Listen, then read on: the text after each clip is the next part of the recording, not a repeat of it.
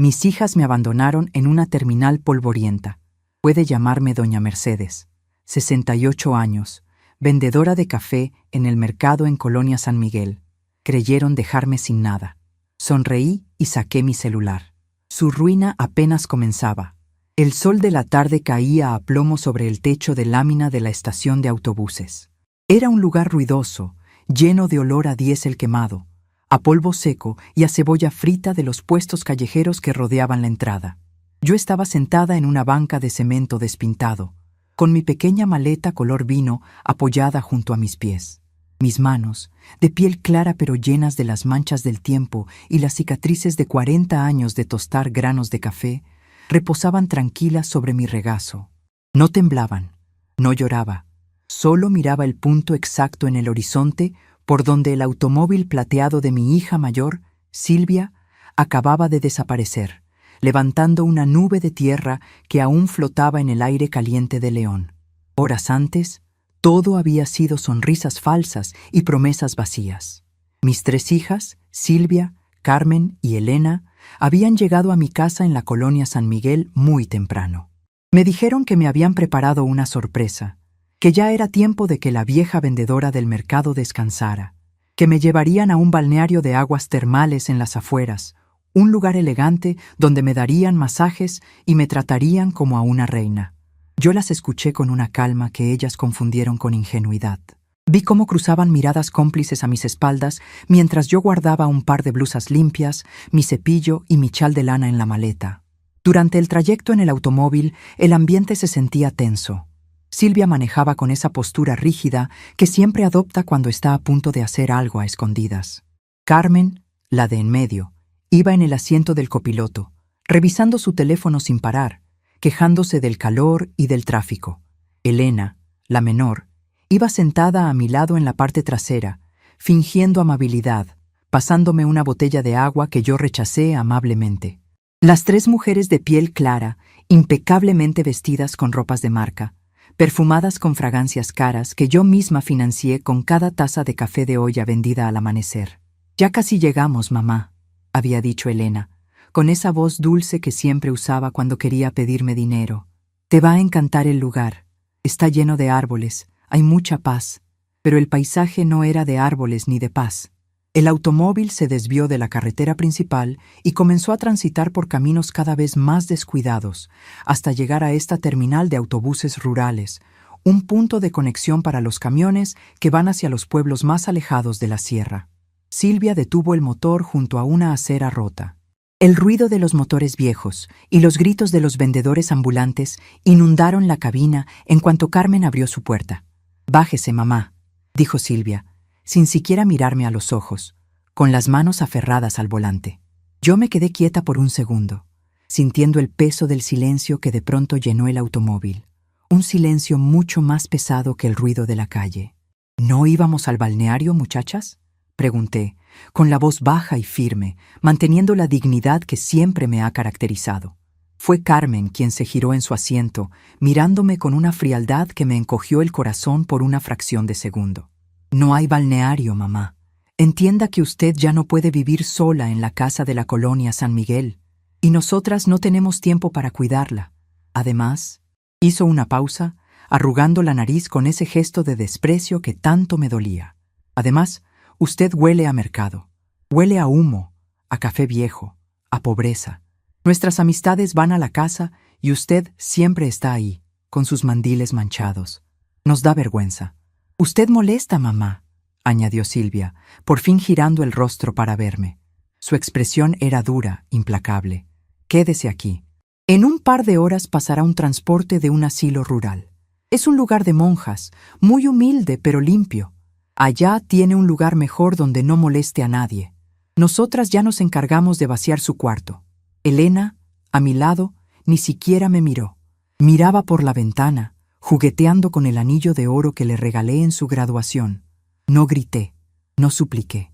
Las mujeres que hemos sacado adelante a nuestras familias desde la madrugada, cargando costales de granos y aguantando el frío del amanecer, sabemos que las lágrimas son un lujo que no se desperdicia frente a quienes no las valoran.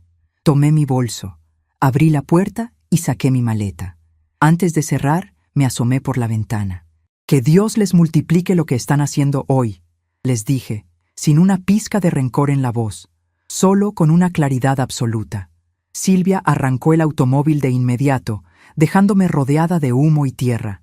Y allí estaba yo ahora, sentada en la banca de cemento. El sol calentaba el asfalto.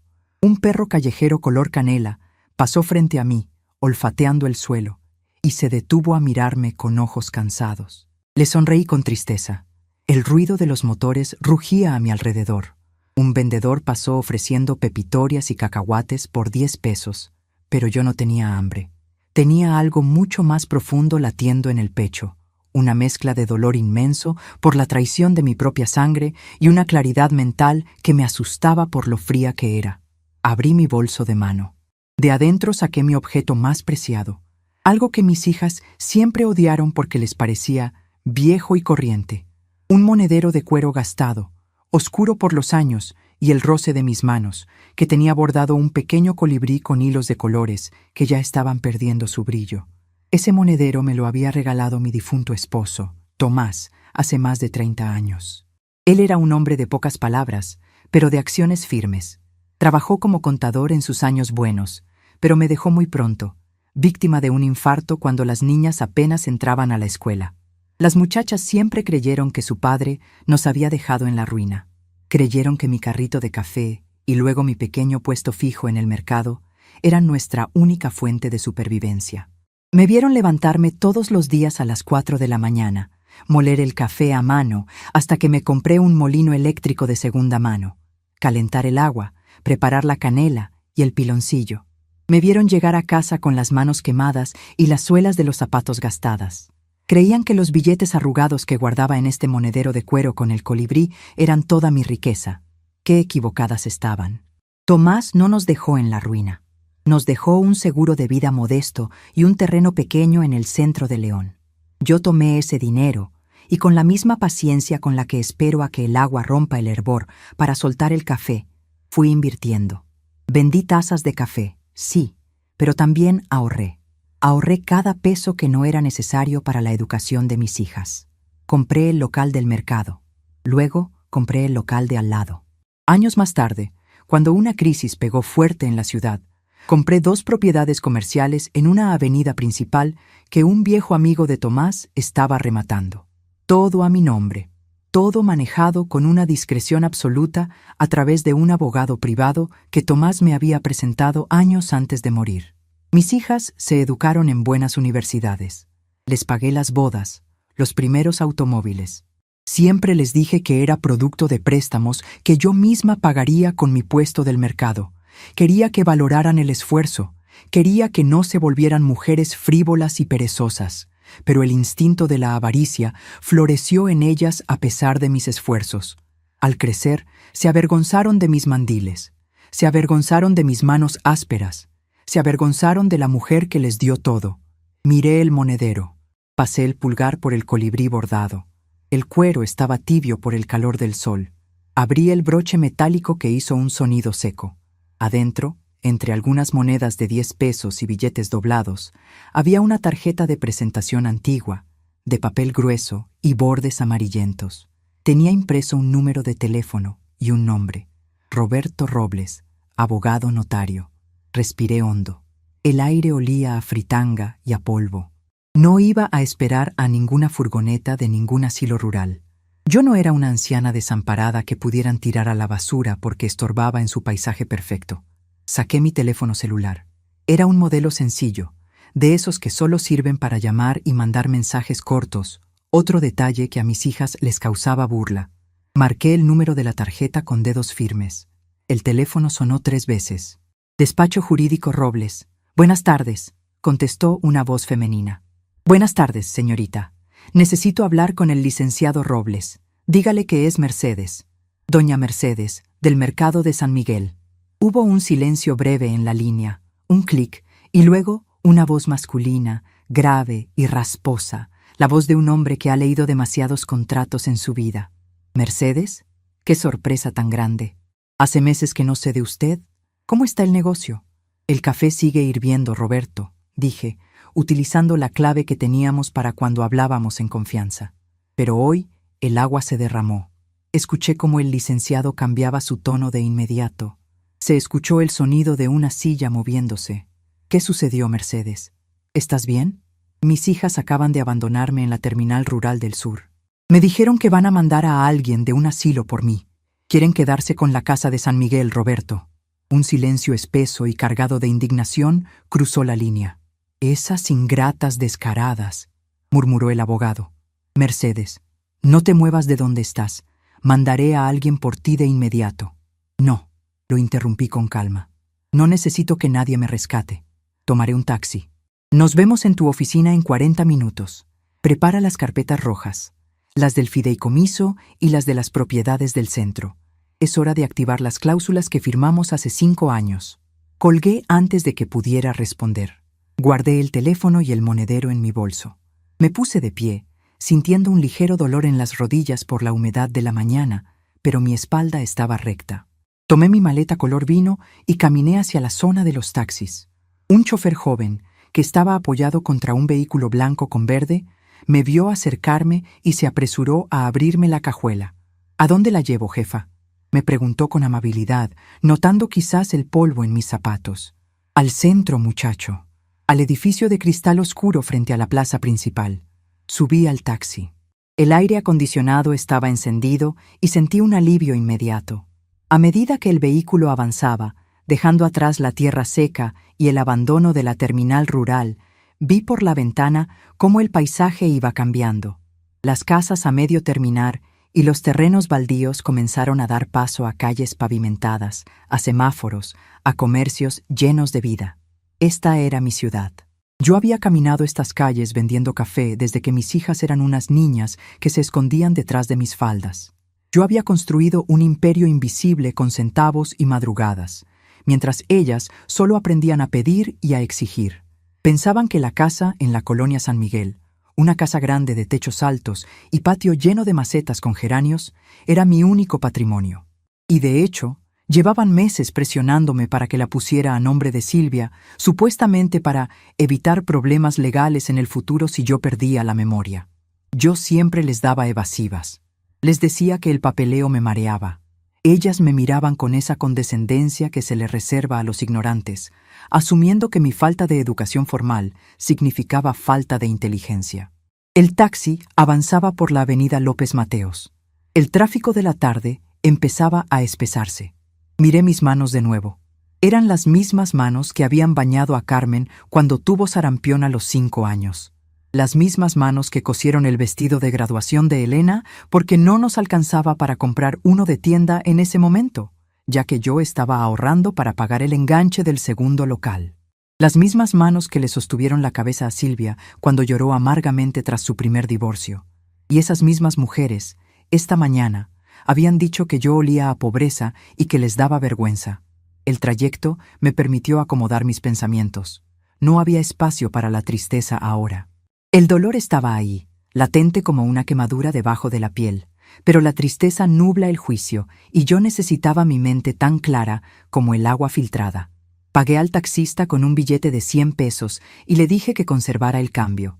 El muchacho me sonrió y me deseó una buena tarde. Le devolví la sonrisa. El respeto de un extraño contrastaba dolorosamente con el desprecio de mis propias hijas. Me paré frente al edificio. Era una construcción sobria, de paredes de piedra y ventanales amplios. El despacho de Roberto Robles estaba en el 4º piso. Subí en el ascensor, sintiendo el leve zumbido de la maquinaria, un sonido que me resultaba familiar, porque venía aquí cada 6 meses para revisar el estado de mis cuentas y renovar los pagos de impuestos. Al abrir la puerta de cristal esmerilado con letras doradas, la recepcionista, una mujer joven y amable llamada Patricia, se puso de pie de inmediato. «Doña Mercedes, pase por favor. El licenciado la está esperando». Le pedí a la cafetería que subieran un café de olla, aunque sabemos que no le llega a los talones al suyo. Le agradecí con un asentimiento de cabeza y entré a la oficina principal. Roberto estaba de pie frente a su escritorio de madera maciza, rodeado de estanterías repletas de libros de derecho y carpetas. Era un hombre de cabello completamente blanco, alto, de mirada perspicaz. Llevaba las mangas de su camisa arremangadas, señal de que ya estaba trabajando duro. Sobre el escritorio reposaban 3 carpetas gruesas de color rojo intenso. «Siéntate, Mercedes», me dijo, señalando la silla de cuero frente a él. Su voz sonaba preocupada, pero sus ojos denotaban un enojo contenido. «No puedo creer lo que me dijiste por teléfono. ¿De verdad te dejaron en la terminal rural?» Me senté despacio. Dejé mi maleta a un lado. Volví a sacar mi monedero con el colibrí y lo puse sobre la mesa, alisando el cuero con los dedos. Así fue, Roberto. Me dijeron que el olor a mercado les avergonzaba, que yo era un estorbo para su nueva vida y que alguien de un asilo pasaría a recogerme. Quieren la casa de San Miguel. Seguro piensan venderla. Silvia acaba de cambiar su automóvil y sé que Carmen tiene deudas con su marido, ese hombre que no ha trabajado un día completo en los últimos 10 años. Roberto se sentó juntando las manos sobre su escritorio. Suspiró profundamente. «Son unas oportunistas, Mercedes. Siempre te lo dije. Pero hay algo que tú no sabes, algo que descubrí ayer por la tarde y apenas estaba terminando de confirmar hoy para llamarte». Lo miré con atención. Mi pulso seguía tranquilo. Después de la humillación en la estación, sentía que nada podía sorprenderme más, pero la expresión sombría del abogado me indicó lo contrario. «Dime». «Sin rodeos, Roberto. A mi edad ya no estamos para suavizar las malas noticias». Roberto abrió la primera carpeta roja. Sacó un fajo de documentos con sellos notariales que no eran de su despacho. «Tus hijas no solo quieren la casa, Mercedes. Ya empezaron a mover las piezas para arrebatártelo todo. Pensaban que hoy te sacarían del camino para siempre». Ayer por la mañana, un abogado de dudosa reputación se presentó en el registro público con este documento. Deslizó unas hojas frente a mí. Me puse mis lentes de lectura que llevaba en el bolsillo del mandil, el cual aún traía debajo del suéter ligero. Leí el encabezado. Era una solicitud para declarar mi incapacidad mental. Había un certificado médico firmado por un doctor que no conocía, afirmando que yo padecía de demencia senil avanzada y que no era apta para tomar decisiones financieras ni cuidar de mí misma. Sentí una punzada de hielo en el estómago. La traición era mucho más profunda, mucho más calculada de lo que imaginé en ese automóvil. No fue un arranque de frustración. Fue un plan ejecutado con precisión. Me querían declarar loca. «Según esto», continuó Roberto con voz grave, «Silvia, como hija mayor, solicita ser tu tutora legal. Con eso, tendrían acceso inmediato a las cuentas bancarias que están a tu nombre. Las cuentas pequeñas, claro, las que ellas conocen. Pensaban vaciar tus ahorros del mercado y poner a la venta la casa de San Miguel esta misma semana, asumiendo que tú estarías encerrada e incomunicada en ese asilo rural donde no hay ni señal de teléfono». Me quité los lentes lentamente. Miré el documento otra vez. Ahí estaban las firmas de las 3. La firma estilizada y arrogante de Silvia. La firma descuidada de Carmen. La letra redonda e infantil de Elena. Las 3 se habían puesto de acuerdo para borrarme del mundo legalmente, para robar el fruto de mis madrugadas. ¿Y pueden hacerlo?, pregunté. Mi voz apenas un susurro, pero firme como la madera del escritorio. Roberto esbozó una media sonrisa, una sonrisa fría de quien tiene el poder absoluto en sus manos. «Podrían, si tú fueras la anciana desamparada que ellas creen que eres. Podrían, si tus propiedades estuvieran simples y a tu nombre en cuentas comunes. Pero ellas no saben quién es realmente doña Mercedes». El abogado abrió la segunda carpeta roja. El sonido de las páginas gruesas llenó la habitación. «Ellas desconocen la existencia del fideicomiso Los Colibríes», dijo Roberto, golpeando el papel con el dedo índice. «Desconocen que la casa de San Miguel, aunque habitas en ella, no está a nombre de Mercedes, la vendedora de café, sino que es propiedad del fideicomiso del cual tú eres la presidenta vitalicia. Desconocen que los 3 locales del Mercado Central, que valen oro por su ubicación, te pertenecen. Y lo más importante, Mercedes». Se inclinó hacia adelante, mirándome directamente a los ojos. «Desconocen que los departamentos de lujo donde viven Silvia y Carmen en la zona norte y el local comercial donde Elena montó su fracasada boutique de ropa son propiedades tuyas. Las rentas que ellas pagan a la supuesta inmobiliaria a través de ese administrador que contratamos van directamente a tu cuenta principal. Han estado viviendo en tus propiedades, creyendo que le alquilan a un corporativo extranjero. Recordé el día que tomamos esa decisión. Hace casi 10 años, cuando Silvia se divorció y Carmen se casó con ese hombre sinvergüenza. Ambas necesitaban un lugar donde vivir y exigieron que yo vendiera la casa de San Miguel para darles el dinero. Me negué. En su lugar, usé mis ahorros del fideicomiso, compré esos departamentos y le pedí a Roberto que creara una empresa administradora fantasma. Les ofrecieron los alquileres a precios muy bajos, casi regalados. Ellas aceptaron de inmediato, presumiendo su suerte de encontrar departamentos tan finos a ese precio. Yo solo quería protegerlas sin que mi dinero las volviera más perezosas. Quería que tuvieran un techo, pero que sintieran la responsabilidad de pagar un alquiler mensual, aunque en realidad ese dinero solo regresaba a mi bolsillo para seguir ahorrando para ellas mismas. Pero la piedad se había acabado. Al ver mi propia declaración de demencia fabricada, supe que el papel de la madre abnegada había terminado. Ahora tendría que ser la administradora implacable. «Roberto», dije, apoyando mis manos blancas y curtidas sobre las carpetas rojas, «quiero que hoy mismo detengas ese trámite de incapacidad mental. Llama a ese abogado de pacotilla y hazle saber que si sigue adelante, lo demandarás por falsificación de documentos y fraude. Por supuesto, con un par de llamadas mías, ese certificado falso será cenizas. Tengo contactos en el colegio médico que le quitarán la licencia a ese supuesto doctor hoy en la noche. Pero ¿qué hacemos con ellas, Mercedes? El golpe moral ya lo dieron». Miré por la ventana. Desde el cuarto piso se veía el movimiento de la ciudad. Personas caminando, apresuradas, ganándose la vida. Gente honesta que no abandonaba a sus madres en caminos de tierra. Ellas querían que yo desapareciera y me quedara sin nada, respondí, sintiendo cómo una calma absoluta y fría descendía sobre mi mente. Entonces, vamos a darles una lección sobre lo que significa quedarse sin nada. Tomé mi monedero y lo abrí de nuevo. Saqué una libreta pequeña que siempre llevaba conmigo, donde anotaba los pedidos de café para las bodas y bautizos, y busqué una página en blanco. Tomé un bolígrafo del escritorio de Roberto. Primero, comencé a enumerar, escribiendo con letra firme.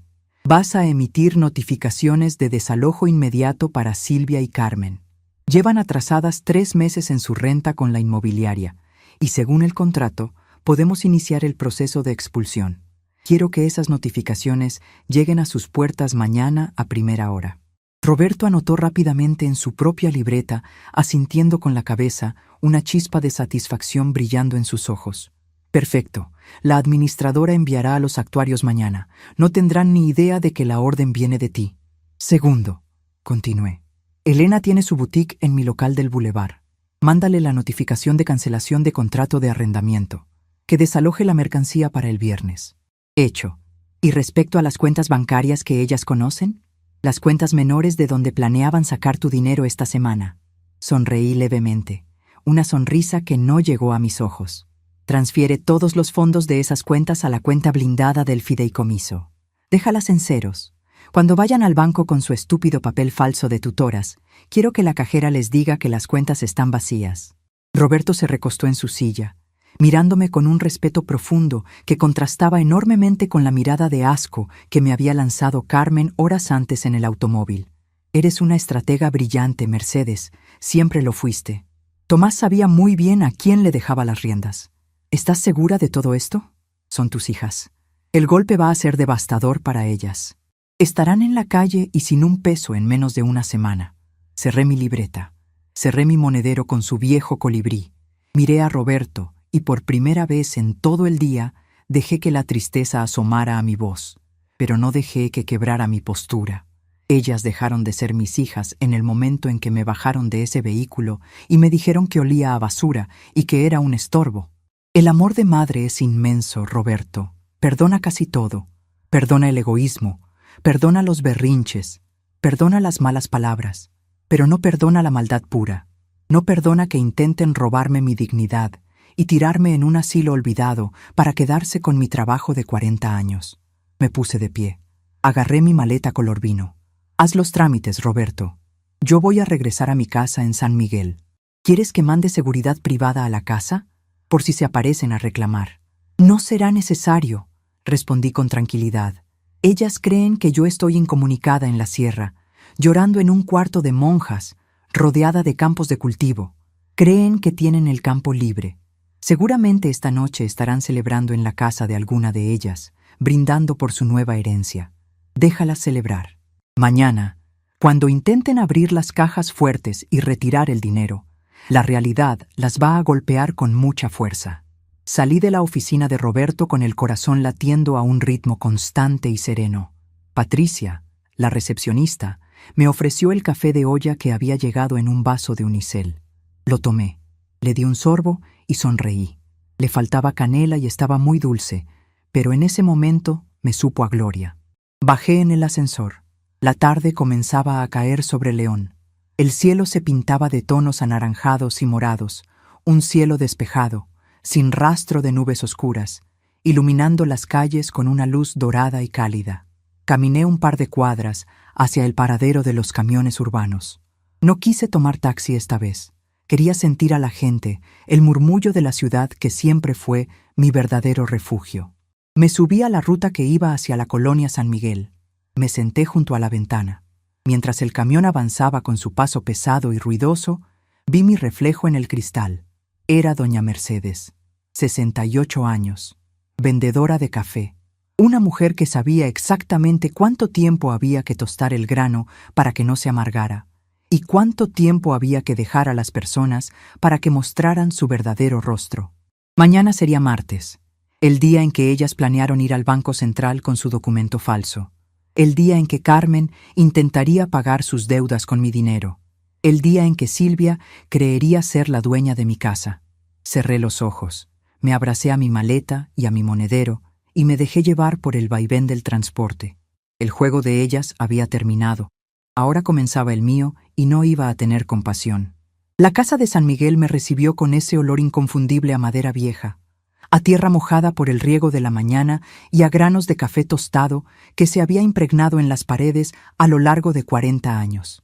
Al cruzar el umbral, dejé mi maleta color vino junto a la puerta. El silencio del pasillo era absoluto, un contraste inmenso con el ruido del motor del camión urbano que me había traído de regreso.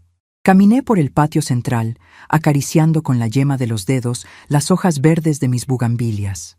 El cielo seguía iluminado por un sol de tarde cálida y generosa, filtrándose a través de las ramas del limonero y dibujando sombras alargadas sobre el piso de barro. Fui directo a la cocina. No encendí las luces. La claridad dorada que entraba por la ventana era suficiente. Me quité el suéter ligero, me ajusté el mandil a la cintura y saqué mi vieja cafetera de peltre. Mis manos, de piel blanca y marcadas por pecas oscuras, se movían de memoria. Mientras el agua hervía con un suave murmullo, saqué de un cajón bajo el fregadero unas tijeras de podar oxidadas. Eran pesadas, de hierro forjado, con el mango envuelto en cinta de aislar negra que Tomás les había puesto hace décadas. Me senté a la mesa de madera. Puse las tijeras frente a mí, junto a mi monedero del colibrí, y me serví una taza de café negro, sin azúcar, fuerte y espeso. La soledad de mi casa ya no me pesaba. Ahora la sentía como una trinchera. Esa noche dormí con una tranquilidad que no había experimentado en meses. No hubo lágrimas en mi almohada. El dolor de la traición se había transformado en un combustible frío y metódico que me mantenía alerta. La mañana del martes amaneció radiante, con un cielo despejado que prometía un día de sol intenso. Me levanté a las 6 en punto. Me puse una blusa blanca de algodón impecable, una falda oscura y mis zapatos de piso. Me recogí el cabello blanco en un moño bajo y apretado. Me miré en el espejo del pasillo. Mi rostro pálido estaba sereno. Mis ojos claros brillaban con una determinación nueva. Ya no era la madre condescendiente que agachaba la cabeza para evitar conflictos. Era la presidenta del fideicomiso Los Colibríes. Mi primera parada fue la sucursal principal del banco en el centro de la ciudad. El reloj marcaba las 9:15 cuando entré. El aire acondicionado del lugar me recibió de golpe, contrastando con el calor de la calle. Me acerqué al escritorio del gerente, el licenciado Vargas, un hombre joven de traje pulcro que siempre me trataba con deferencia porque conocía el verdadero volumen de mis finanzas, muy diferente a lo que mis hijas imaginaban. Doña Mercedes, qué gusto verla tan temprano. Me saludó, poniéndose de pie de inmediato y ofreciéndome una silla acolchada. ¿En qué le puedo servir esta hermosa mañana? Buenos días, licenciado, respondí, sentándome con la espalda recta y colocando mi monedero sobre su escritorio. Vengo a realizar un movimiento importante. Quiero transferir la totalidad de los fondos de mis 3 cuentas de ahorro personales, las cuentas menores, a la cuenta blindada del fideicomiso. Quiero dejarlas en ceros, 0 pesos con 0 centavos. El licenciado Vargas parpadeó, sorprendido, pero su entrenamiento profesional lo hizo asentir rápidamente. Tecleó en su computadora durante unos segundos. Estamos hablando de poco más de 350,000 pesos en total, doña Mercedes. Si hacemos la transferencia completa a la cuenta del fideicomiso, cualquier cargo automático, cheque o intento de retiro de estas cuentas será rechazado inmediatamente por falta de fondos. ¿Está segura? Totalmente segura, licenciado, y quiero que se ejecute en este preciso instante. El hombre imprimió 3 hojas de papel bond. Me entregó un bolígrafo de tinta negra. Mis manos no temblaron en lo absoluto. Firmé cada documento con trazos firmes y redondos. Mi firma de siempre, la misma que había estampado en miles de recibos de café a lo largo de mi vida. Al terminar, el gerente selló los papeles. Listo, doña Mercedes. Las cuentas están vacías. El dinero está seguro en su fondo principal, al cual nadie más tiene acceso sin la firma mancomunada de su abogado corporativo y la suya propia. Le agradecí con una inclinación de cabeza. Guardé mis copias en el monedero y salí del banco. Caminé un par de cuadras bajo el sol radiante hasta llegar a la notaría pública número 7. El olor a papel viejo, a tinta y a madera encerada me invadió al cruzar la puerta de cristal. Don Arturo, un notario de la vieja guardia, amigo de mi difunto Tomás, me recibió en su oficina privada, rodeado de tomos encuadernados en piel. Mercedes, querida amiga. Roberto me llamó anoche. Me explicó la situación, dijo don Arturo, con un tono de profunda indignación en su voz. Es una infamia lo que intentan hacer esas muchachas, un acto de pura maldad. Las decepciones son maestras severas, Arturo, dije en voz baja y firme. Pero hoy no vine a lamentarme, vine a proteger lo que es mío.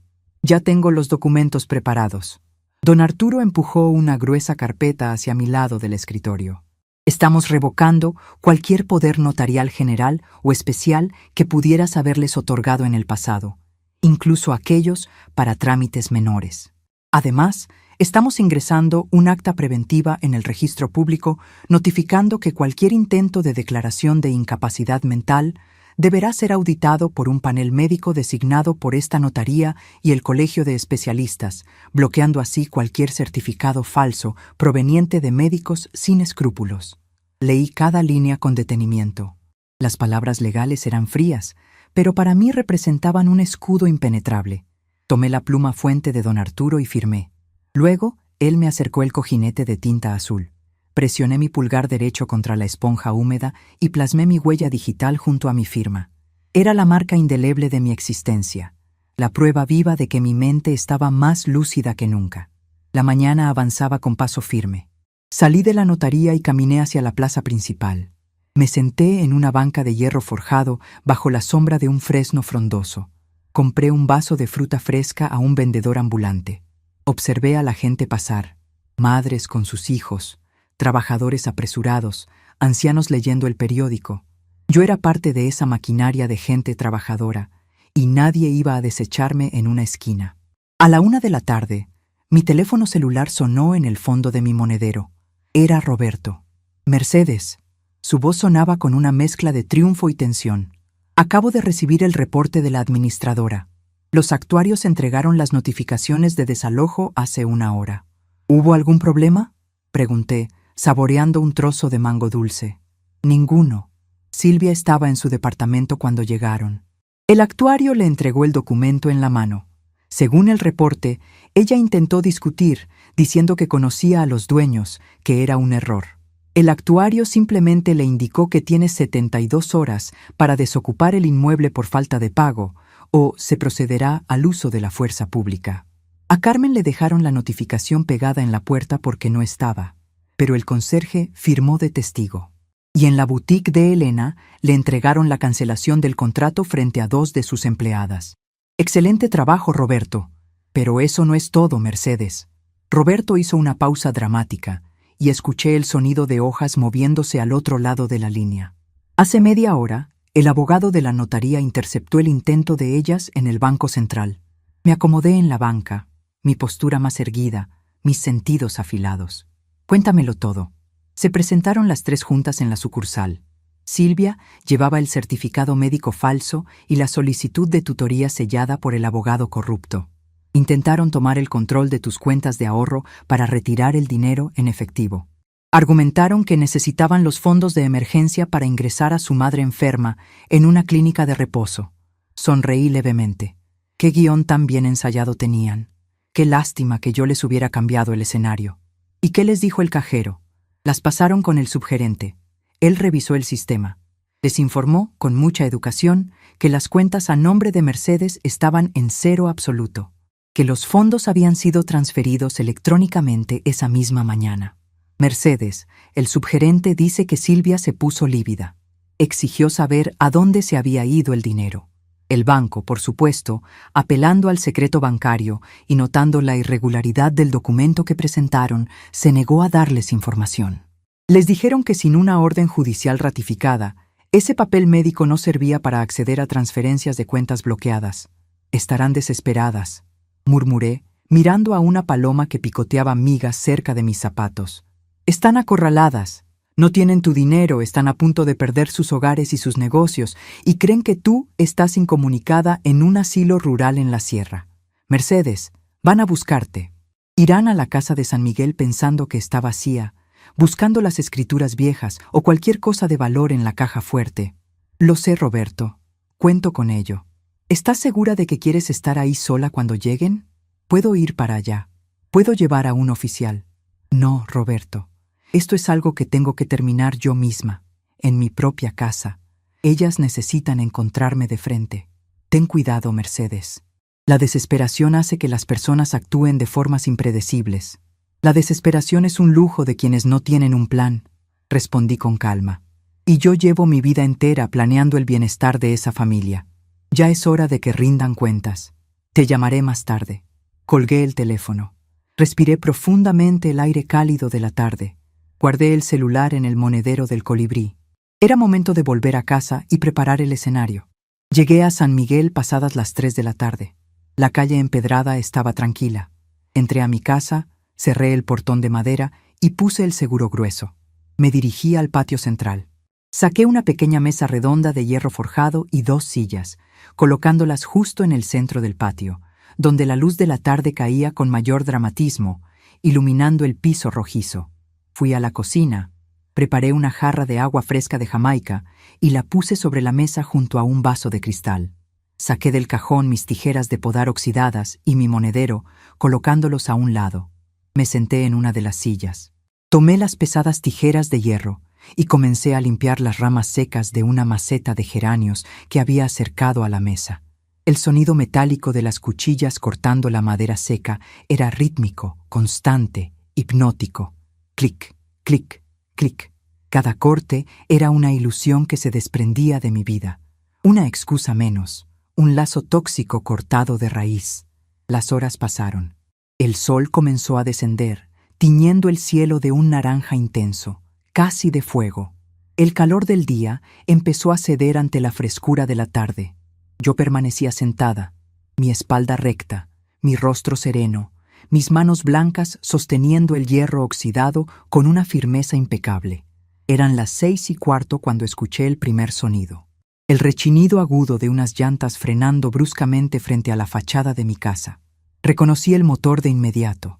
Era el automóvil nuevo de Silvia, el mismo vehículo del que me habían bajado ayer en medio del polvo de la terminal rural, tratándome como si fuera un bulto pestilente.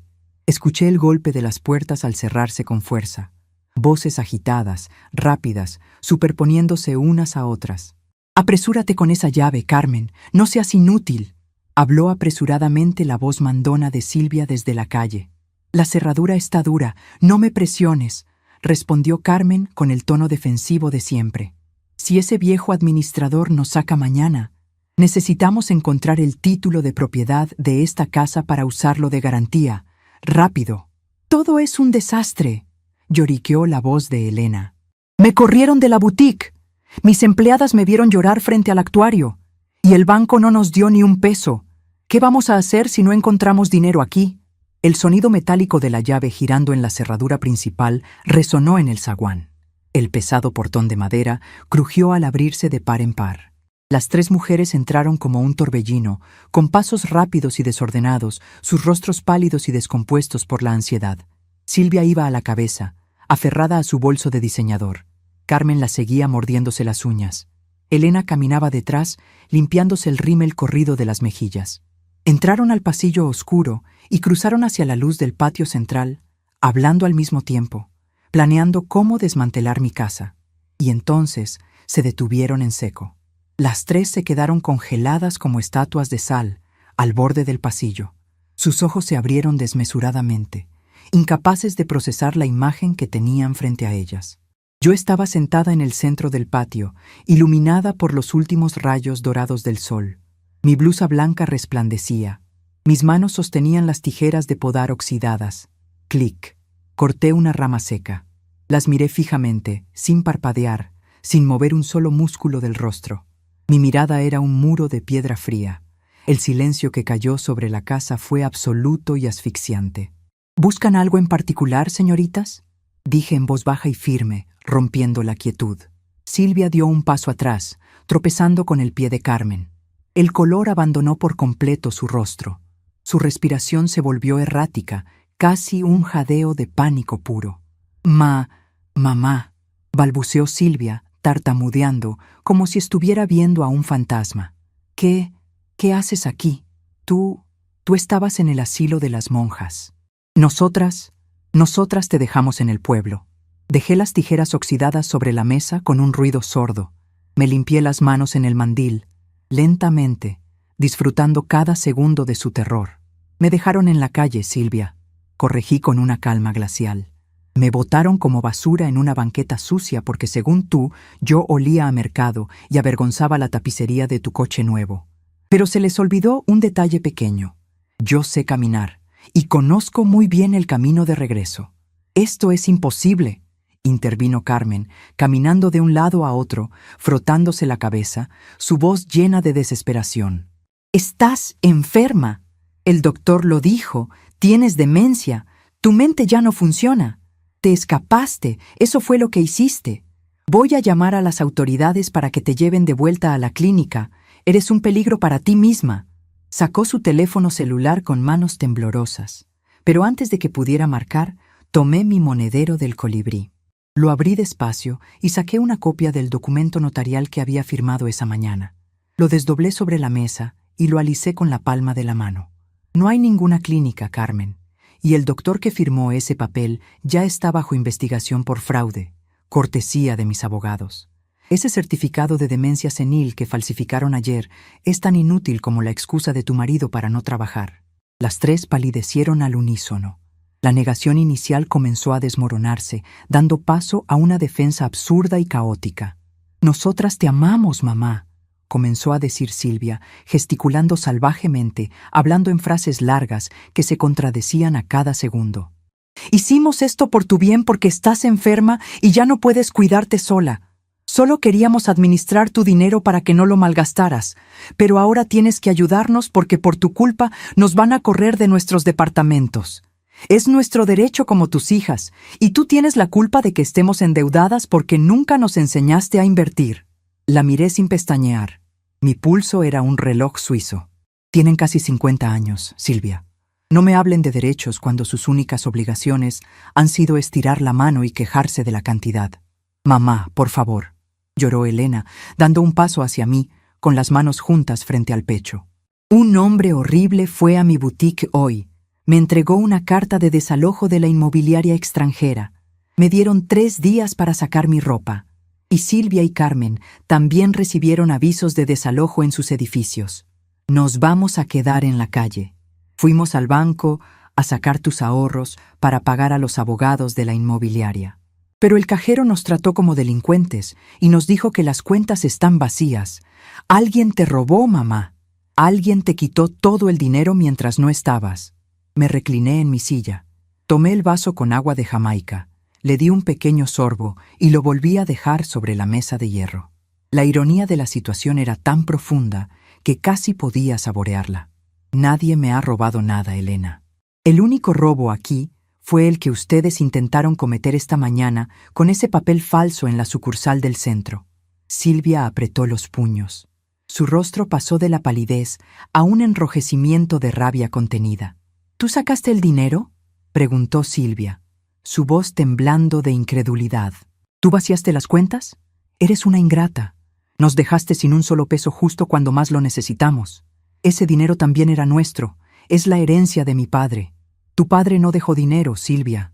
Dejó deudas y una máquina de tostar café rota. Respondí con una firmeza implacable. Yo construí ese dinero. Me quemé las manos en el mercado a las 4 de la mañana durante 40 años para que ustedes pudieran ir a escuelas privadas. Ustedes no tienen madre, y por lo visto, yo no tengo hijas. Solo albergaba a 3 oportunistas bajo mi techo. Carmen se adelantó, señalándome con el dedo índice, su rostro desencajado.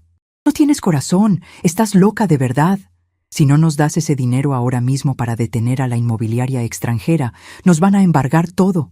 No podemos perder los departamentos, son de superlujo. Nuestros amigos viven ahí. Dejé escapar un suspiro cansado. El momento había llegado. La gran mentira en la que habían vivido durante la última década estaba a punto de derrumbarse sobre sus cabezas. Metí mi mano blanca y firme en el monedero del colibrí por tercera vez. Saqué un sobre manila doblado a la mitad. Lo dejé caer sobre la mesa de hierro. El golpe seco resonó en el patio. «Abran el sobre», ordené, mi voz cortando el aire como una navaja. Las 3 hermanas se miraron con desconfianza. Silvia, siendo la mayor, se acercó con pasos cautelosos. Tomó el sobre, sacó las hojas de su interior y comenzó a leer. Carmen y Elena se asomaron por encima de sus hombros. Pude ver el momento exacto en que la realidad las aplastó. Los ojos de Silvia repasaban las líneas de texto una y otra vez. Su boca se abría y se cerraba sin emitir sonido. Las rodillas de Carmen parecieron perder fuerza, haciéndola tambalearse hacia atrás. Elena se llevó las manos al rostro, ahogando un gemido de puro terror. «No, no puede ser», susurró Silvia, dejando caer las hojas al suelo como si quemaran. «Esto es una broma. Esto es una falsificación». «¿Qué dice, Silvia?», exigió Carmen, con la voz quebrada. Dice que la inmobiliaria extranjera no existe», balbuceó Silvia, mirándome con un terror absoluto en sus ojos. «Dice que los 3 departamentos de la zona norte y el local comercial del bulevar pertenecen al fideicomiso Los Colibríes». «Exactamente», dije, apoyando los antebrazos sobre la mesa. «El corporativo extranjero que tanto presumían en sus fiestas de sociedad, el arrendador invisible que les cobraba una renta ridículamente baja durante 10 años. Soy yo». La revelación cayó sobre ellas como una losa de cemento. El colapso fue total. «Tú». Carmen dio un paso atrás, sus manos aferradas a su propio cabello. «¿Tú eres la dueña de donde vivimos? ¿Tú enviaste a los actuarios hoy? ¿Tú nos estás corriendo a la calle? Eres un monstruo». «Soy la propietaria legal ejerciendo su derecho sobre inquilinos morosos», respondí, mi tono completamente desprovisto de emoción. «Llevan 3 meses sin pagar la renta, asumiendo que un corporativo lejano no notaría el atraso. Les ofrecí techos finos a precio de limosna para que aprendieran responsabilidad, y todo lo que recibí a cambio fue desprecio. Me llamaron estorbo. Dijeron que yo olía a basura. Intentaron declararme loca para robar mi casa, y ahora simplemente estoy cobrando la factura de su arrogancia». Elena se arrojó de rodillas al suelo de barro de mi patio.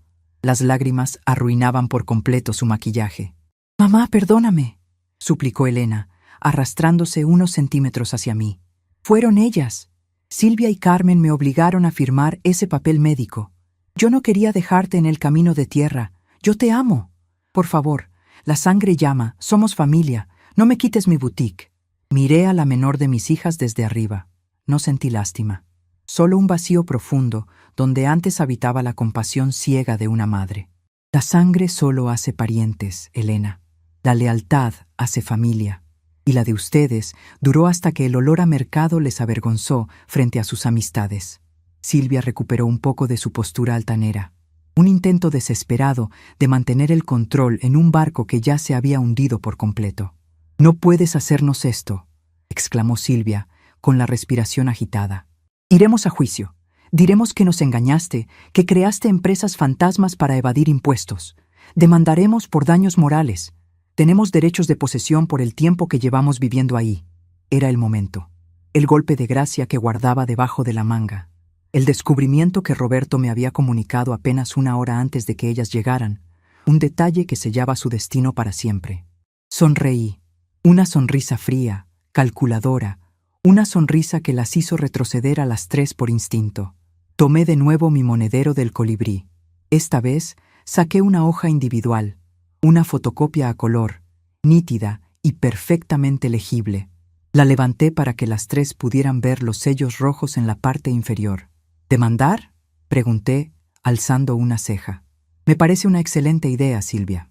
El único problema es que, desde un juzgado, la vista a la cárcel es mucho más directa. ¿De qué estás hablando?, preguntó Carmen, sus ojos fijos en la hoja que yo sostenía. Hablo de lo que hicieron a las 10:30 de la mañana, justo después de fracasar en el Banco Central. Hablo de su visita a la Caja Popular de Crédito del Norte. El color, si es que les quedaba algo en el rostro, desapareció por completo. Las 3 mujeres parecieron dejar de respirar. Mi abogado, el licenciado Roberto, tiene contactos en todas las sucursales financieras de esta ciudad, continué, marcando cada palabra con una claridad lapidaria. Cuando le notificaron que ustedes habían huido del Banco Central, hizo un par de llamadas para rastrear sus movimientos. Y descubrió que, en su desesperación por conseguir dinero rápido para cubrir las deudas del esposo de Carmen y el auto de Silvia, acudieron a una caja de crédito menor. Extendí el brazo y dejé la hoja sobre la mesa, junto a las tijeras de podar. Firmaron un pagaré por $500,000. Y para garantizar ese préstamo rápido, usaron el título de propiedad falsificado y el certificado de tutoría médica que las nombraba mis administradoras legales. Falsificaron mi consentimiento en un documento financiero federal. Se hizo un silencio sepulcral en el patio. El viento sopló suavemente, moviendo las hojas del limonero. Ustedes no solo intentaron declararme mentalmente incompetente, señoritas. Ustedes cometieron fraude bancario y suplantación de identidad para adquirir deuda en mi nombre. Y Roberto ya entregó las pruebas de este pagaré a la Fiscalía Especial hace exactamente 2 horas. Silvia se tapó la boca con ambas manos. Sus ojos reflejaban el pánico absoluto de una persona que acaba de darse cuenta de que saltó de un avión sin paracaídas. Carmen empezó a negar con la cabeza frenéticamente. No, mamá. Era solo un préstamo puente. Íbamos a pagarlo cuando vendiéramos esta casa. No queríamos lastimarte. El fraude no entiende de buenas intenciones, Carmen. Ni yo tampoco. Me puse de pie lentamente. Las 3 mujeres retrocedieron por puro instinto, acobardadas ante la sombra que proyectaba mi figura bajo la luz del atardecer. Tomé mis tijeras de podar oxidadas y las guardé en el bolsillo de mi mandil. Tomé mi monedero del colibrí y lo apreté con fuerza, sintiendo el cuero desgastado bajo mis dedos blancos. Tienen hasta el viernes para vaciar los departamentos y la boutique, dictaminé con una autoridad que no admitía réplica. Sus llaves serán desactivadas el sábado a primera hora. Si intentan llevarse un solo foco de los techos o dañar la pintura, añadiré vandalismo a la lista de cargos. A partir de hoy, no tienen madre. A partir de hoy, solo tienen a una acreedora, y les aseguro que soy mucho menos compasiva que el banco. Elena seguía llorando en el suelo. Carmen estaba paralizada, y Silvia lucía como si estuviera a punto de desmayarse. La imagen de las 3 hijas finas, educadas con el sudor de mi frente, ahora reducidas a cenizas por su propia codicia, me produjo una sensación de profunda tristeza, pero ninguna duda. El circo había terminado. Y entonces, el sonido firme y pesado de unos nudillos golpeando el portón de madera interrumpió el silencio del pasillo, anunciando que la última pieza del tablero acababa de llegar. Caminé hacia el portón con una tranquilidad que no había sentido en décadas. Mis pasos sobre las baldosas de barro sonaban firmes, rítmicos, marcando el final de una era de mentiras y el comienzo de mi verdadera libertad. Las 3 mujeres que aún estaban de pie en mi patio ya no eran mis hijas. Eran extrañas atrapadas en la red de su propia ambición desmedida. Abrí la pesada puerta de madera. El sol cálido de la tarde bañó el pasillo, revelando la figura de Roberto. Mi abogado estaba impecablemente vestido con un traje gris claro, su piel blanca contrastando con el portafolio oscuro que llevaba bajo el brazo. Detrás de él, dos hombres de aspecto formal y rostros pálidos y serios sostenían carpetas con sellos oficiales. Eran actuarios del juzgado civil. «Buenas tardes, señora», saludó Roberto, con una educación impecable y una voz suave, pero que cargaba el peso de la ley. «Lamento mucho la interrupción en su tarde, pero los licenciados aquí presentes necesitan entregar unas notificaciones urgentes». Me hice a un lado, abriendo el portón por completo, invitándolos a pasar con un gesto sereno de mi mano. «Adelante, Roberto». Llegaron en el momento perfecto. «Las personas que buscan están justo aquí en el patio». Los tres hombres entraron. Sus zapatos de vestir resonaron en el suelo de mi casa, un sonido que para Silvia, Carmen y Elena debió parecer el redoble de una marcha fúnebre. Cuando los actuarios llegaron al patio abierto y vieron a las tres mujeres, el ambiente se volvió tan denso que casi se podía cortar con las tijeras de podar que guardaba en mi mandil. Silvia intentó enderezarse, alisando su blusa de diseñador con manos que no dejaban de temblar. Su rostro claro estaba manchado por el pánico, y sus ojos se movían de Roberto a los actuarios como un animal acorralado. «¿Qué significa esto?», preguntó Silvia, intentando inyectar autoridad en su voz, pero logrando apenas un susurro quebrado. «Nosotras no hemos hecho nada malo. Todo es un malentendido familiar». El primer actuario, un hombre de cabello cano y expresión inescrutable, abrió su carpeta. Sacó 3 gruesos fajos de hojas unidas por grapas metálicas y sellos de tinta azul. «¿Señorita Silvia, señorita Carmen y señorita Elena?», preguntó el actuario, mirándolas por encima de sus anteojos de lectura. «Soy funcionario del Juzgado de lo Civil y Mercantil de este distrito. Vengo a notificarles formalmente sobre el inicio del proceso de embargo preventivo de sus bienes muebles e inmuebles, derivado del pagaré por $500,000 que firmaron esta mañana en la Caja Popular de Crédito del Norte». Elena soltó un sollozo ahogado, tapándose la boca con ambas manos. Carmen dio un paso hacia atrás, tropezando con la silla de hierro donde yo había estado sentada. «Además», intervino Roberto, dando un paso al frente, su tono profesional cortando las excusas antes de que nacieran. «Vengo a entregarles en mano el aviso de desalojo de las propiedades pertenecientes al fideicomiso Los Colibríes. Como la dueña mayoritaria ha indicado, tienen exactamente 3 días para desocupar los inmuebles. De no hacerlo, el lunes a primera hora se procederá al desalojo forzoso con apoyo de la fuerza pública». Silvia miró los papeles que el actuario le extendía como si estuvieran envenenados. Negó con la cabeza, retrocediendo. «No voy a firmar eso», dijo Silvia, con la respiración entrecortada. «Si no lo firmo, no es válido. No nos pueden sacar». El actuario no cambió su expresión. Simplemente dejó el documento sobre la mesa del patio, justo al lado del vaso con agua de Jamaica. «La negativa a firmar está contemplada en la ley, señorita. Se levanta un acta de rebeldía y el proceso sigue su curso exactamente igual. Firme o no, usted tiene 3 días para sacar sus cosas. Le sugiero que aproveche el tiempo en empacar en lugar de negar la realidad. La frialdad del sistema judicial es una maestra cruel para quienes están acostumbrados a manipular todo con lágrimas y chantajes». Silvia se dio cuenta en ese instante de que su encanto social, su apellido y sus contactos no servían de nada frente a un pagaré firmado y un fraude comprobado. Las 3 estaban solas. Carmen, que siempre había sido la más impulsiva, se giró hacia mí. Sus ojos suplicaban, pero yo ya había cerrado las puertas de mi compasión. «Mamá, por favor», murmuró Carmen, su voz carente de toda la arrogancia que había mostrado horas antes. «El esposo que tengo me va a dejar si perdemos el departamento. Él no sabe nada de esto. No me dejes sola». La miré directo a los ojos, manteniendo mi postura erguida, mis manos descansando en los bolsillos de mi mandil, sintiendo el cuero suave de mi monedero del colibrí en uno y el metal frío de las tijeras oxidadas en el otro. «Tú me dejaste sola en una banqueta sucia a las afueras del pueblo, Carmen», respondí con una calma que me sorprendió incluso a mí misma. «Me dejaste ahí con la esperanza de que el frío o el hambre hicieran el trabajo sucio, para poder vender esta casa y mantener a un hombre que solo te quiere por el dinero que creías heredar. Cosechas lo que siembras, y tu cosecha de hoy es muy amarga. No hubo más palabras. Los actuarios dejaron las copias sobre la mesa, pidieron amablemente permiso para retirarse y caminaron de regreso hacia el portón. Roberto se quedó un momento más. Me dirigió una mirada de respeto profundo, hizo una leve inclinación de cabeza y salió en silencio, cerrando la puerta detrás de él.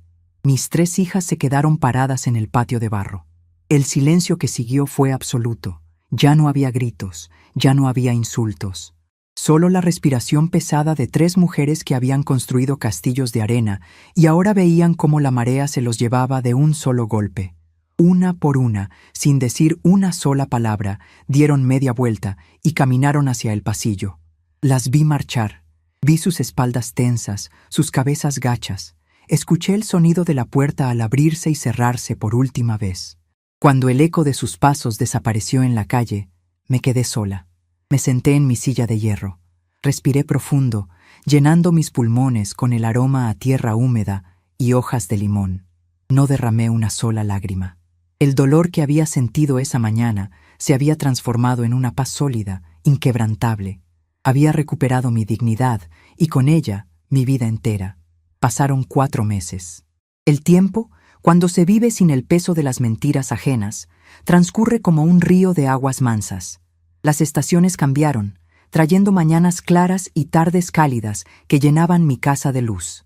El desalojo de los departamentos se llevó a cabo sin mayores contratiempos. Silvia, Carmen y Elena entendieron rápidamente que cualquier resistencia solo aceleraría su camino hacia una celda por el fraude bancario que intentaron cometer. Roberto se encargó de todo. Entregaron las llaves una mañana de viernes, sacaron sus muebles finos en camiones de mudanza alquilados con el poco crédito que les quedaba y desaparecieron de la zona norte de la ciudad. El local comercial del bulevar también regresó a mis manos. La boutique de ropa cara fue desmantelada. Cuando fui a inspeccionar el lugar, encontré paredes pintadas de colores pálidos, estantes de vidrio vacíos y un aroma a perfume barato que se negaba a irse. Era un espacio amplio, luminoso, con grandes ventanales que daban a una calle transitada por personas que iban y venían a sus trabajos. Decidí que no lo rentaría de nuevo. Ese espacio necesitaba vida real, no apariencias de lujo vacío. En el fondo del patio de mi casa, cubierto por una lona percudida y rodeado de macetas viejas, descansaba el único legado material de mi difunto esposo, una máquina de tostar café a nivel industrial. Llevaba 20 años descompuesta. Mis hijas siempre dijeron que era basura, un pedazo de hierro inútil que solo ocupaba espacio y que debía vender al fierro viejo. Pero yo sabía que, debajo del óxido y el polvo, la maquinaria era fuerte, construida en una época donde las cosas se hacían para durar. Contraté a un mecánico del barrio, un hombre mayor de manos curtidas y piel clara, que trabajó durante 3 semanas limpiando engranajes, cambiando bandas y puliendo el tambor de metal. Cuando la encendió por primera vez y el motor rugió con una potencia constante y segura, supe exactamente qué iba a hacer con mi local. El café es un negocio honesto. Es la bebida de los trabajadores, de los madrugadores, de los que tienen las manos callosas y la frente en alto. Yo conocía a todos los productores de grano de las montañas cercanas gracias a mis 40 años en el mercado central. Solo necesitaba conectar esos 2 mundos. Abrí el Colibrí Tostadores una mañana de martes. No hice publicidad cara ni invité a la alta sociedad. Simplemente encendí la máquina, abrí los costales de grano verde de altura y dejé que el calor hiciera su trabajo. El aroma a café recién tostado, profundo, dulce y ligeramente ahumado inundó el bulevar en cuestión de minutos. Las personas que caminaban hacia sus oficinas comenzaron a detenerse, atraídas por el olor irresistible. El negocio prosperó con una rapidez que me llenó de orgullo. No vendíamos tazas de café complicadas con nombres extranjeros. Vendíamos el grano puro, tostado a la perfección, empaquetado en bolsas de papel craft. El trabajo era duro. Requería estar de pie, cargar bolsas, vigilar la temperatura de la máquina y atender a los clientes con una sonrisa auténtica. A mis 72 años, la energía no me faltaba, pero sabía que necesitaba ayuda. Fue entonces cuando conocí a Lucía. Lucía era una muchacha de 22 años, estudiante universitaria, de piel muy blanca y mejillas rosadas por el sol de sus caminatas. Entró al local una tarde cálida, buscando un empleo de medio tiempo para pagar sus libros de contabilidad. Me gustó desde el primer momento. No bajaba la mirada al hablar, sus manos no tenían adornos caros y traía los zapatos limpios pero desgastados por el uso. Había hambre de salir adelante en sus ojos, el mismo tipo de hambre que yo tenía cuando empecé a vender en el mercado siendo apenas una niña. La contraté ese mismo día. Le entregué un mandil de tela gruesa y le enseñé lo básico. Lucía aprendía rápido. No se quejaba del calor de la tostadora ni del peso de los costales. Una mañana, mientras empacábamos los pedidos del día, la observé intentar cortar la costura gruesa de un costal de grano con unas tijeras pequeñas de oficina, batallando inútilmente contra el hilo de nylon duro. Sonreí en silencio. Metí la mano en mi mandil. Saqué mis viejas tijeras de podar, aquellas que estaban oxidadas en las puntas pero afiladas en la base, y se las entregué. «Usa estas, Lucía», le dije, poniendo la herramienta pesada en sus manos pálidas. «Las cosas de oficina no sirven para el trabajo verdadero. Estas cortan de tajo lo que ya no sirve, sin dejar hilos sueltos». Lucía tomó las tijeras, aplicó presión, y el costal se abrió limpiamente en un segundo. «Tenía usted razón, doña», dijo Lucía, sonriendo con satisfacción. «Son mucho mejores. Nunca había visto unas así por aquí». «Son viejas, pero cumplen su función», respondí, apoyándome en el mostrador de madera rústica que habíamos instalado. A veces, la gente mira algo gastado o viejo y piensa que ya no sirve. Creen que lo pueden tirar a la calle. Pero el valor de las cosas y de las personas no está en cómo se ven por fuera, sino en la fuerza que tienen guardada en el centro. El buen acero nunca pierde su filo, solo necesita que lo limpien un poco. Lucía asintió, entendiendo perfectamente el mensaje detrás de mis palabras. Ella sabía que mi historia no había sido fácil, aunque no conocía los detalles oscuros. No necesitaba conocerlos. Lo que importaba era lo que estábamos construyendo juntas en ese momento. Una empresa honesta, un legado real. Mientras le enseñaba a medir la temperatura del tambor de tueste, mis pensamientos viajaron brevemente hacia el destino de quienes alguna vez llamé hijas. El abogado Roberto me mantenía informada de manera estrictamente profesional sobre los avances del caso. La deuda que Silvia, Carmen y Elena habían adquirido con la caja de crédito se convirtió en una losa insoportable. Para evitar la cárcel por fraude, tuvieron que llegar a un acuerdo reparatorio. El esposo de Carmen cumplió su promesa. Al ver que los departamentos de superlujo no eran de ella y que la tarjeta de crédito estaba bloqueada, empacó sus maletas de diseñador y desapareció, dejándola con una montaña de deudas a su nombre. Carmen ahora trabajaba vendiendo cosméticos por catálogo en los barrios del sur de la ciudad, caminando bajo el sol brillante durante horas para ganar apenas lo suficiente para comer y pagar sus abonos semanales al banco. Silvia tuvo que vender su coche nuevo, aquel mismo vehículo en el que me habían llevado engañada hacia el pueblo. Con el dinero de la venta, pagó los honorarios de los abogados penalistas que la salvaron de la prisión preventiva. Ahora, la mujer que decía que yo olía a mercado y le daba vergüenza frente a sus amigas, trabajaba como recepcionista en una clínica dental de bajo costo. Roberto me contó que la había visto una tarde, esperando el transporte público en una parada sin techo, bajo el sol implacable de las 2 de la tarde, sudando dentro de un uniforme barato que le quedaba grande. Elena, la menor, fue la que cayó más bajo desde su pedestal de cristal. Sin la boutique de ropa, sin amigas de sociedad y sin dinero para sus lujos, terminó rentando un cuarto pequeño en una zona industrial. Trabajaba doblando ropa en una tienda de saldos, acomodando prendas que antes ni siquiera se habría atrevido a mirar. No sentía alegría por su situación. No me regocijaba en su pobreza. Simplemente sentía la tranquilidad profunda que da el equilibrio del universo. Ellas habían querido arrebatarme la vida, robarme mi dignidad y borrarme del mapa por pura ambición.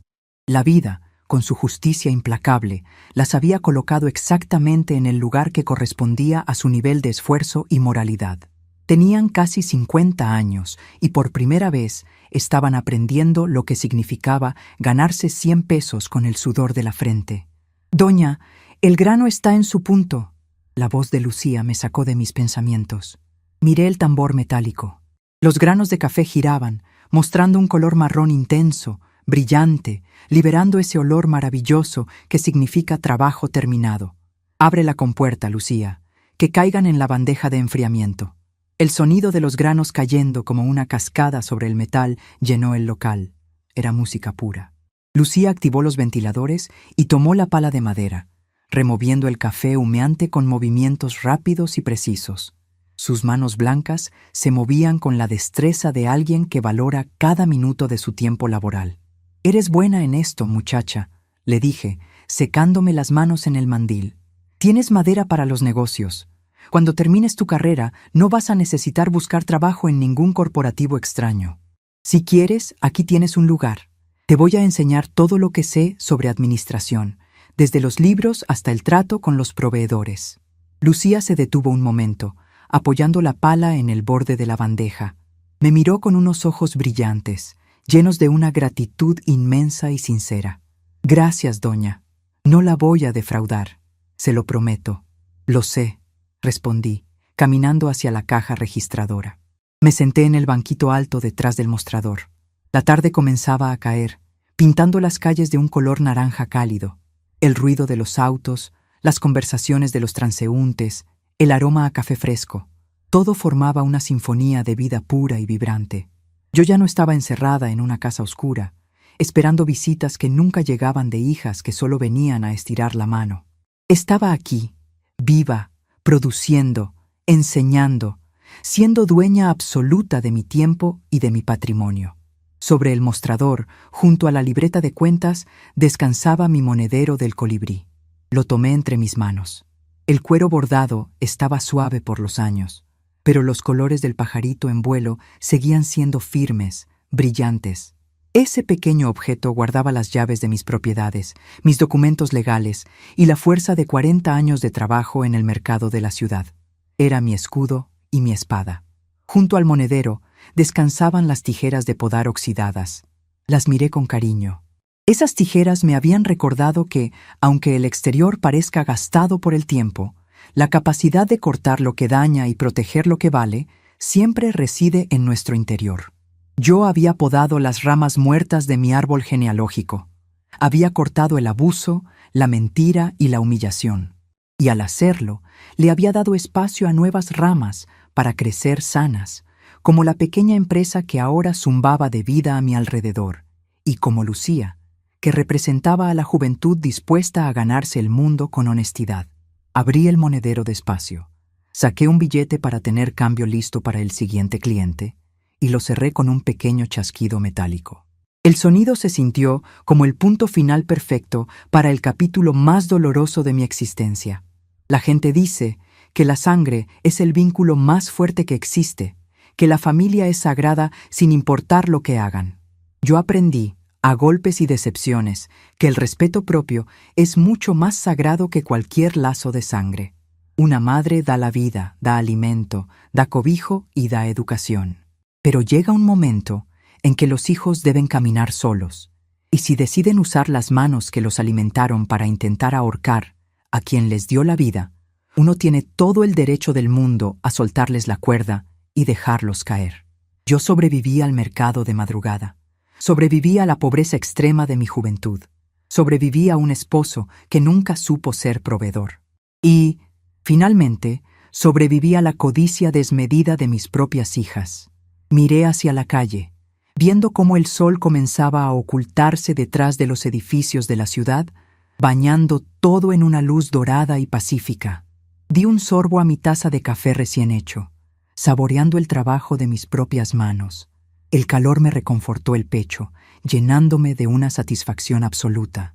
Me tiraron como basura, pero olvidaron que las buenas semillas siempre florecen.